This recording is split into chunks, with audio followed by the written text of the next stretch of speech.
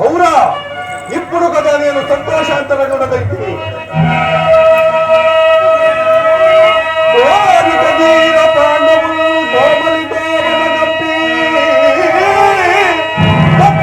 భారము నిర్విశేషమున గైకొని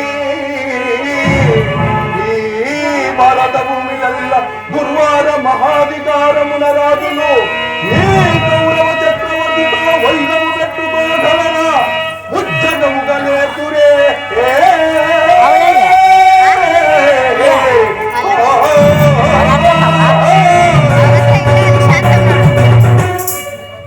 దిగ్శాంత విశ్రాంత యశోవిరాజితమై పరివ్యాప్తమై దశోక్షోహి సేనావాహిని పరిచితమై శాస్త్రైక భయంకరమైన ఈ కురు మహాసామ్రాజ్యము శాసించు రారాజు హరివీర అండ దౌర్దండ బల పండితులు వేరు పర్వతములకు సమాన ధీరులు నా శతసోదరులు అనన్య సామాన్య నైపుణ్య సంతోషిత భూదండ భార్గవరాజుడై కురు సామ్రాట్ యశో రక్షా దీక్షితుడైన వాదేయుడు నా ఎండనుండగా ఆ పాండవార్పుకులకంత ప్రజా ప్రసక్తమైన ఆడంబరమా వీర వేద వేదాంగినై నిఖిల నీటి విశేష పరిజ్ఞాతుడైన ఆ కుంతీసుతాగ్రదు ధర్మకోవిదుడా కౌరవేశ్వర ముక్తాన్న శేష భోజన మదోన్మన్ముడై బలిబండి అన్న మారిగించిన ఆ తిండిపోతు భీముడు ఆతన్నను బల పరాక్రమవంతుడా ద్రుపద రాజ తొలుద ధనువిద్య కోదండ పాండిత దుర్విదగ్ధుడైన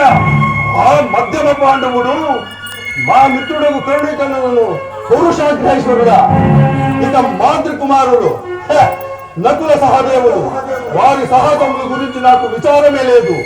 అట్టి పాండవులు నేడు రాజులట రారాజులట రాజసూయాదులను గావించిన మహా చక్రవర్తులట. మాయాజూదమున వారిని ఒక్క దెబ్బతో ఓడించి వారి రాజ్య సర్వస్వము హరించి పెట్టు గుట్టలతో కారడులకు పంపినను వారి ధర్మమింతను అడుగుతున్నది కదా. 12 సంవత్సరములు వనవాసము, 1 సంవత్సరం అజ్ఞాతవాసం ముగించుకొని వచ్చిన ఆ హనామదేవులు పాండులకు మరల రాజ్యభాగమట. దానిము ఇది అంతయు మా శత్రుమామతో ఆలోచించి తదుపరి కార్యక్రమంకు ఉపక్రమించును దాకా.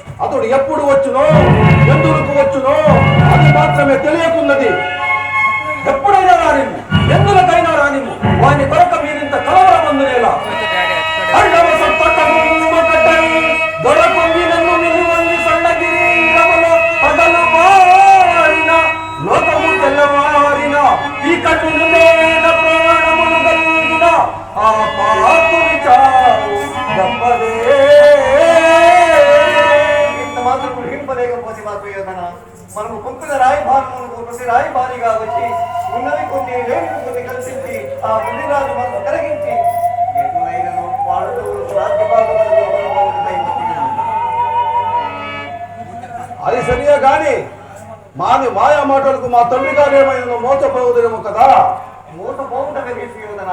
వారి మోసం ముందు తగిన మోసము కాబట్టి అతను వచ్చిన దానినే పట్టింపుకున్న నేను గాంధార రాజ్యంలో లేక శకుని